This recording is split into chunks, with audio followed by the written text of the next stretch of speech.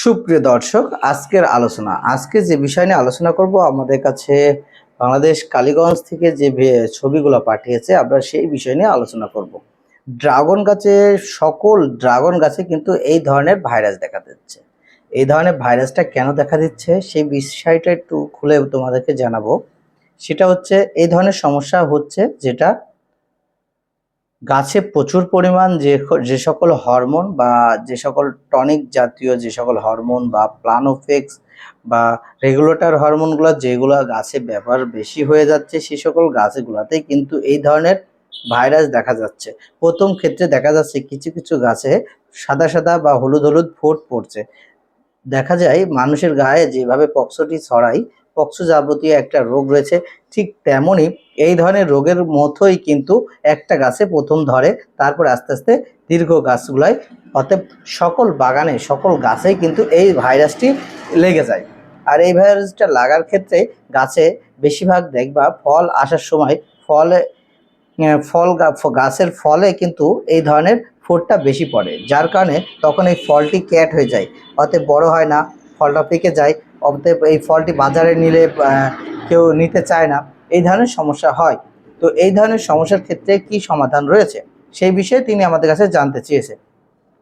এই ধরনের সমস্যা যেহেতু হয়ে থাকে, তো এই সকল গাছগুলোতে প্রথমত যেটা রয়েছে বায়ার কোম্পানির লুনা, এই লুনা স্ক্রিনে আমি দিয়ে দিয়েছি। এই লুনাটা কিন্তু আগে ব্যবহার করতে হবে 1 লিটার জলে 2 মিলি করে বা 1 মিলি করে ব্যবহার করে তোমরা শিকড়েও দিতে পারো, বা তোমরা দিতে পারো গাছে স্প্রে করে দিতে পারো।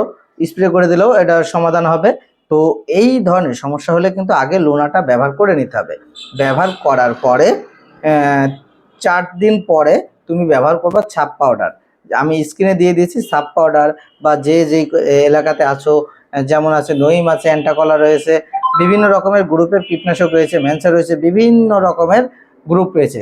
সেই গ্রুপটার মধ্যে 2টা গ্রুপ অ্যাডজাস্ট নিতে হবে। সেই গ্রুপটার নাম হচ্ছে ম্যানকোজেব প্লাস কার্বনডাজিম। এই দুটো গ্রুপ অ্যাডজাস্ট হতে হবে। হওয়ার পরে সেই কীটনাশকটা বা সেই ওষুধটা তুমি ব্যবহার করতে পারবে, গাছে স্প্রে করবে। 1 লিটার জলে 2 মিলি করে 2 গ্রাম করে কিন্তু ব্যবহার করতে পারবে। ব্যবহার করলে তোমার গাছে এই ধরনের সমস্যাটা কেটে যাবে। আমার মনে হয় তোমরা 7 দিন বা 6 দিন পর পর এটা গাছে ব্যবহার করবে। ব্যবহার করার পরে এই ধরনের সমস্যাটা কেটে যাবে, আস্তে আস্তে কেটে যাবে। তারপরে যদি না কাটে, সেই ক্ষেত্রে তোমরা অ্যান্টিবায়োটিক ব্যবহার করতে পারবা, অন্য অন্য ওষুধ ব্যবহার করতে পারবা। যেমন আরেকটা ওষুধ নতুন এসেছে, যারা একটা এসেছে দেখছি আমরা, বুলেট এসেছে, রাত বস এসেছে। এই দুটো ওষুধই একই জিনিস, হয় রাত বস নাও নয় বুলেট নাও।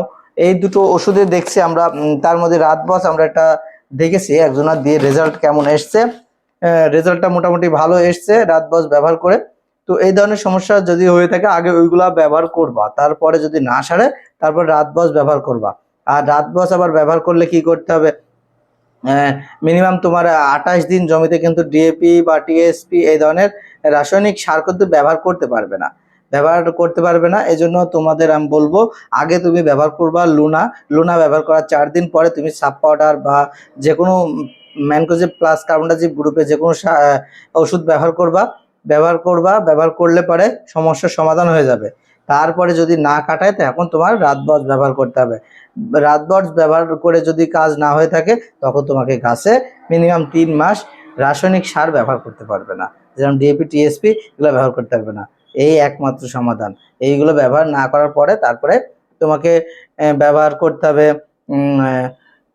দেখা যাচ্ছে ইউরিয়া বা যে কোনো সার আছে, যেগুলো আছে প্যাকেট জাত, যেমন এনপিকে সার, এইসবগুলো তখন ব্যবহার করতে পারবে, তাছাড়া ব্যবহার করতে পারবে না।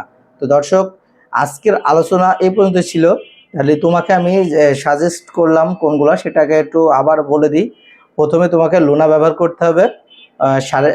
তুমি শিকড়ে ব্যবহার করতে পারো, বা পুরা গাছেও স্প্রে করতে পারবে। লুনার গায়ে কিন্তু লেখা থাকবে, বা তুমি অনলাইনেও সার্চ করে দেখতে পারো লুনা কিভাবে স্প্রে করতে পারবে, সেটাও তোমাকে আমি জানিয়ে দিলাম।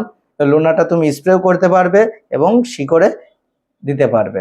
এবং লুনা দেওয়ার 4 দিন পরে তুমি সাব পাউডার ব্যবহার করবে, বা সাব পাউডারের যে গ্রুপ রয়েছে ম্যানকোজেব প্লাস কার্বনডাজিম, এটা ব্যবহার করার পরে সমাধান যদি হয়ে যায় ভালো, তারপরে যদি না হয়ে থাকে তাহলে তোমাকে ব্যবহার করতে হবে রাত বস ব্যবহার করতে হবে, বা বুলেট ব্যবহার করতে হবে। এই দুটো ওষুধের মধ্যে যে কোনো একটা ব্যবহার করতে হবে। এই তোমার শেষ চিকিৎসা, তাছাড়া আর হবে না। কারণ এই সকল গাছগুলা অতিরিক্ত হরমোন ব্যবহার করার কারণে এটার বদহজম যেমন হয়, যেরকম বদহজম হলে পরে যে সমস্যাটা দেখা দেয়, ঠিক তেমনই এর বদহজম হয়ে গেছে, যার কারণে গাছ শুকিয়ে যাচ্ছে, গাছে এই ধরনের পচা বা পোড়া রোগ লেগে যাচ্ছে। এই ক্ষেত্রে তোমাকে বন্ধ রাখতে হবে। এবার এইখানে প্রশ্ন থাকে, আমি তো হরমোন দিচ্ছি না, আমার বাগানে এই ধরনের সমস্যা হচ্ছে কেন? যে সকল বাগানে এইসবগুলো দেয় না বা ব্যবহার করে না, সে সকল বাগানে কিন্তু আলাদা সুবিধা রয়েছে। সে সকল বাগানে একটা কীটনাশক ব্যবহার করলেই সমাধান হয়ে যাবে। তো দর্শক, আজকের আলোচনা শুধুমাত্র এই পর্যন্তই ছিল। যদি না বুঝতে পারো আবারও প্রশ্ন করো, আমি প্রশ্নের উত্তর দিয়ে দেবো। তো দর্শক সব ভালো থাকবে, সুস্থ থাকবে। কোনো তথ্য থাকলে অবশ্যই আমাদের স্ক্রিনে দেওয়া ফোন নাম্বারে যোগাযোগ করবে।